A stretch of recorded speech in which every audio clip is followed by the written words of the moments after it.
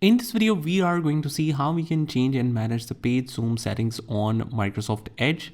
So first of all, we click on the three dots and you can manage the simple zoom from here. You can zoom in and you can zoom out the web page here that you are accessing or the website you are seeing.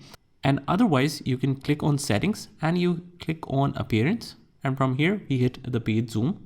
And basically what you can do is, if we scroll down a little bit, you can set a standard zoom or default zoom level for all of the pages.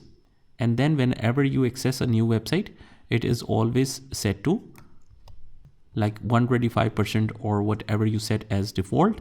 But for the side-by-side level, I've already told you that you can easily control that single tab.